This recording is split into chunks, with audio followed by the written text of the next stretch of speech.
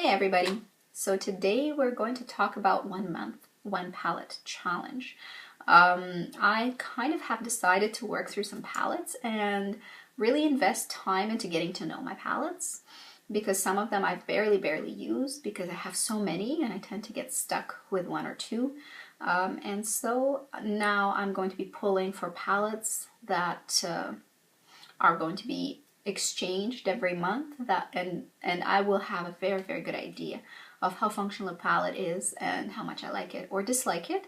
The ones that don't capture my imagination and don't make me reach for them, don't make me happy to use them, I will get rid of. So the first palette, it was from the middle of last month to the middle of this month. I've been using Stila In the Know eyeshadow palette. This has been discontinued, but you can still find it sometimes in stores like TJ Maxx or Winners. Sometimes they still sell the old stock. If you do see it, I strongly suggest you get this palette because it looks extremely boring, which is what I was thinking to myself and why I wasn't really reaching for it. But in fact, it is a great basic. Very usable, very easy. It's light, it's a cardboard, it's pretty thin, so it's travel friendly. It's not so expensive that you're going to be afraid and shaking to break it if you're traveling. And you have an array of super neutral basic mattes over here, so very easy to use and just a pleasant basic. Let's do a few finger swatches just so you see what kind of colors we have. This is color Air. It's ivory white.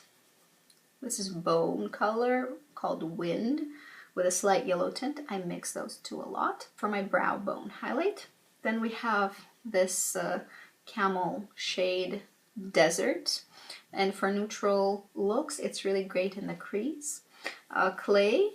Also same kind of a color, so this is Desert, this is Clay. I personally prefer Clay. I think it's a little bit more flattering on my skin tone, but both colors work, and Desert works with maybe warmer colors and Clay works with slightly cooler colors. Then we have a cool dark brown called Earth, and all of them are really easy, not so chalky. You see I stick my finger in them and they're not really producing a lot of fallout or any kind of dusting around the pans, which is great. So this is Earth and this is Driftwood, so cooler and warmer brown for the outer corner. Then we have Fire, which is this orange color, which I don't really use because I don't love warm colors. Then we have a cool tone, slightly darker Rain, which I use either in conjunction with Clay or by itself in the crease to really sculpt out the crease. There it is on my pinky. It's very beautiful and a very wearable color. And lastly, we have this Gray, which is Smoke. Again, nicely pigmented, easy to use, buttery formula, no fallout.